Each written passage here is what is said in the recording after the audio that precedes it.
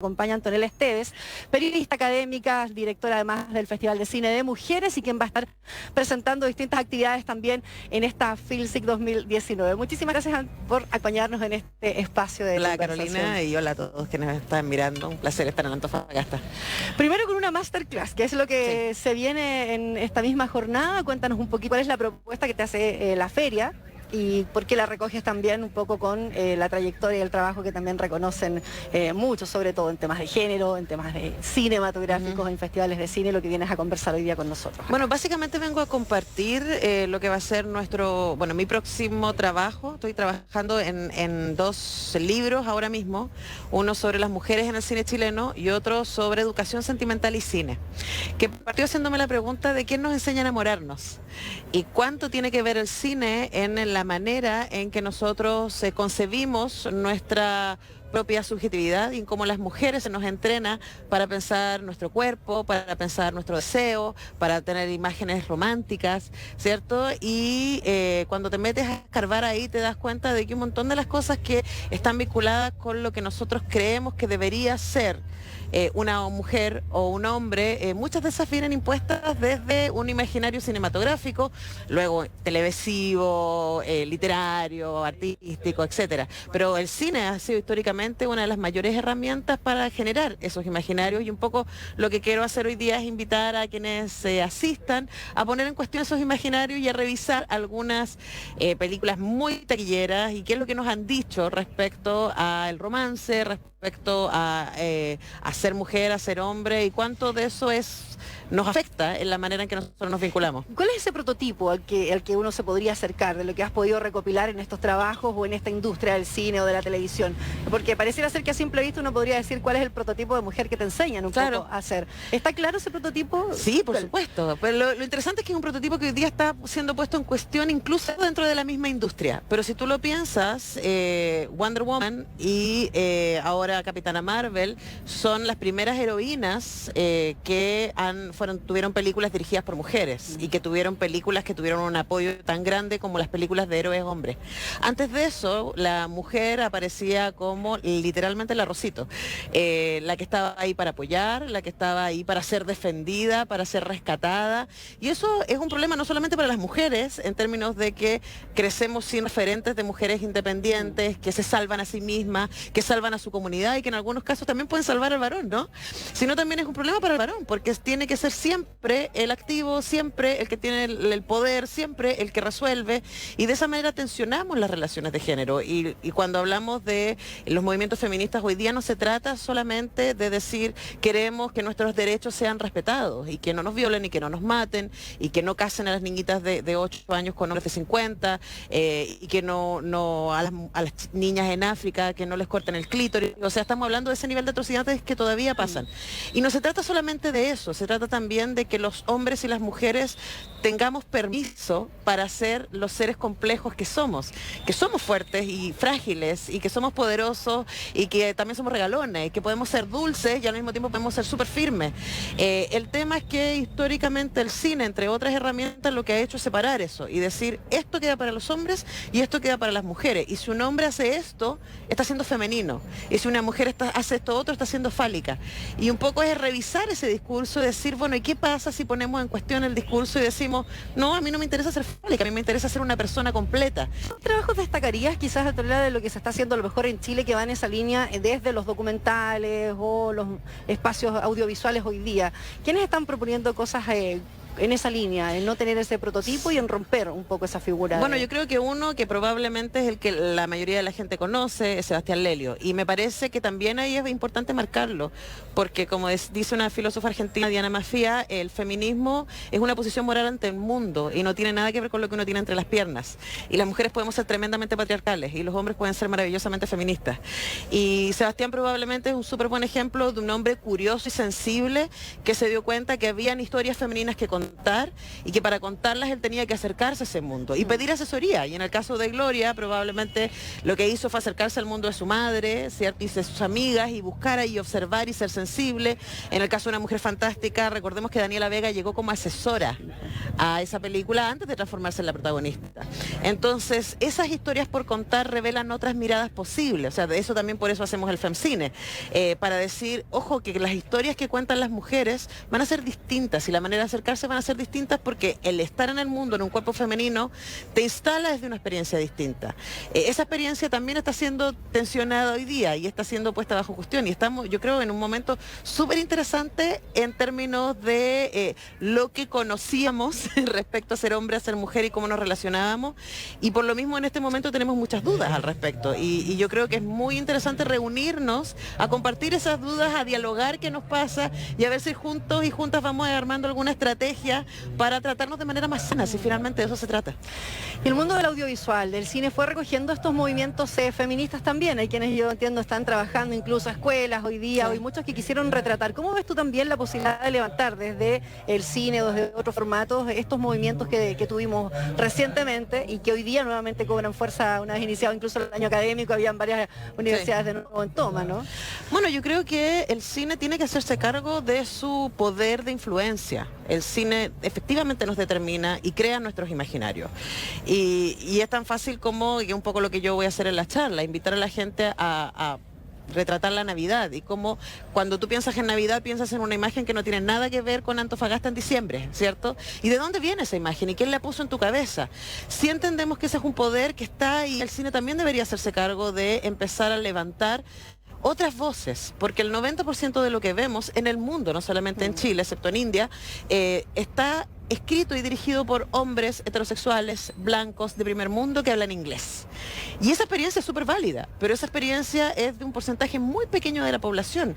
¿Qué pasa con no solamente las mujeres, qué pasa con los pueblos originarios, qué pasa con la comunidad LGTB, qué pasa con los inmigrantes, qué pasa con esas otras experiencias que no se están contando, o si se están contando, no se están contando desde quienes tienen esa experiencia? Entonces yo creo que hay una oportunidad hermosa de empezar a abrir nuestras cabezas a través de otros relatos. Antonella, pero hay una tradición, o sea, muy larga. La gente se va acostumbrando a haberse educado bajo una lógica de la que hablabas un poco de estos prototipos. En política, por ejemplo, se hizo la ley de cuotas para garantizar que mujeres llegaran, ¿cierto?, a ocupar distintos escaños. ¿Cómo se hace en el arte? Tú no puedes decir, como en India lo ponías tú como ejemplo, ¿cierto?, que cuadrar de alguna manera las realizaciones con ciertos estereotipos o con ciertas, de alguna manera, que se pongan o puedan verse volcadas estas historias quizás de mujeres. ¿Cómo se hace desde entonces la industria? Porque hoy día hay falta de salas, hay falta de circulación de ciertas películas. Es cierto que el cine chileno tiene más películas que nunca, diría yo, pero también hay distintos géneros. Ahí puedes ver cosas que quizás se asemejan a un cine muy tradicional norteamericano y otras cosas un poco más de trabajo, quizás de documental o de otros géneros. O sea, yo creo que pasa a varios niveles. O sea, por un nivel, hay países nórdicos especialmente que sí han puesto ley de cuotas en el cine. Y a los fondos gubernamentales dicen va a mitad hombres, mitad mujeres.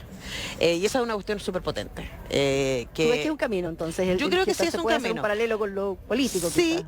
Pero creo que otro camino tiene que ver también con trabajar desde la escuela. Yo trabajo en 2 escuelas de cine, entonces también estoy muy cerca a ver, y de hecho una de las razones que para mí era importante crear el FemCine, cada una de las colaboradoras del festival tenía sus propias razones, pero para mí era muy importante porque yo decía, ¿qué pasa con mis alumnas que en primer año llegan queriendo ser directoras y en cuarto año cuando me las vuelvo a encontrar no están pensando en dirigir, están pensando en hacer montaje o arte o guión o producción? ¿Qué pasó con las directoras?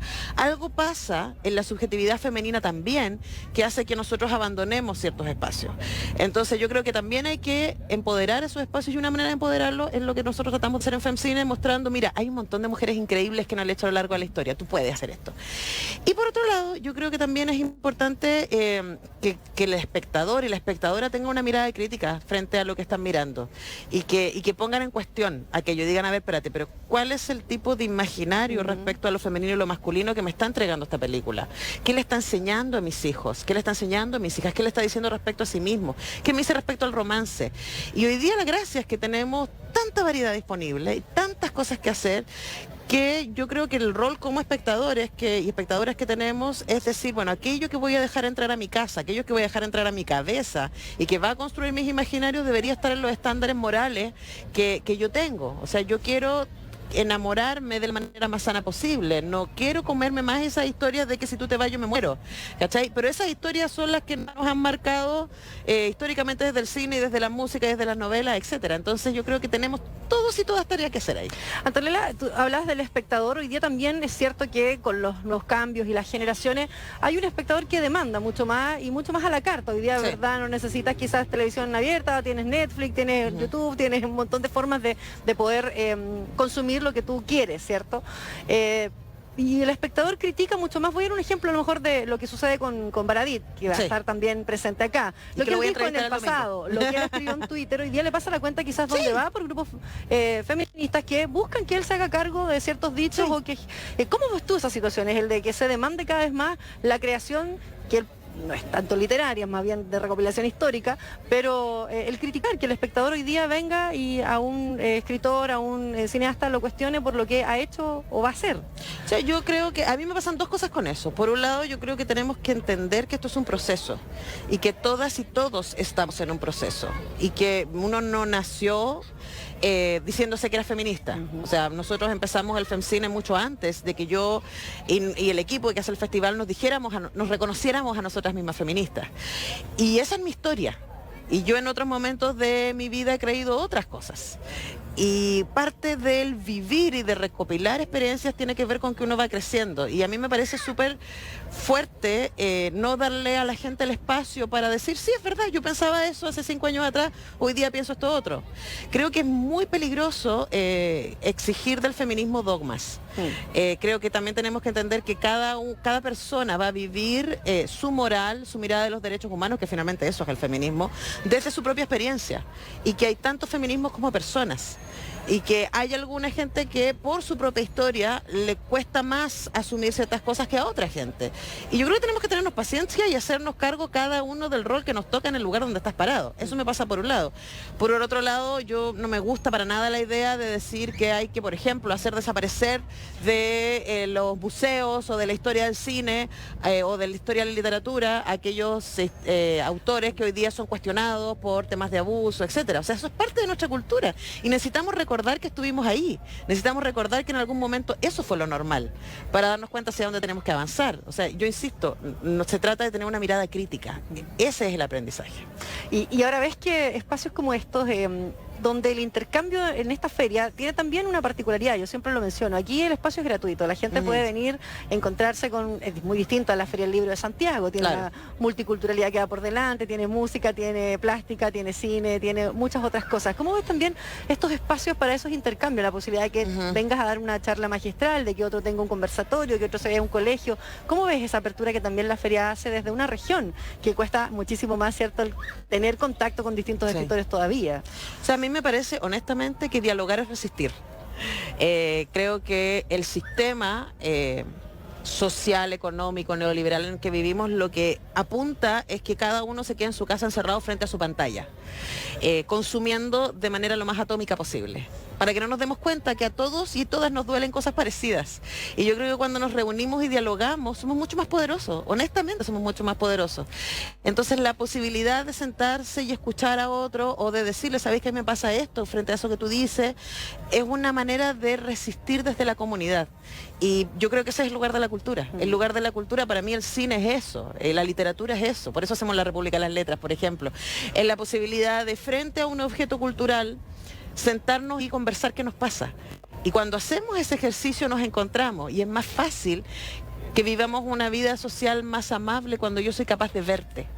Y la cultura debería enseñarnos a vernos. Y por eso es tan importante que en esta feria no solamente se vendan libros, sino que haya espacio para que la gente se encuentre y para que los lectores además puedan decirle a los escritores y escritoras, mira, me pasa esto. Porque además, si no, ¿desde dónde uno crea?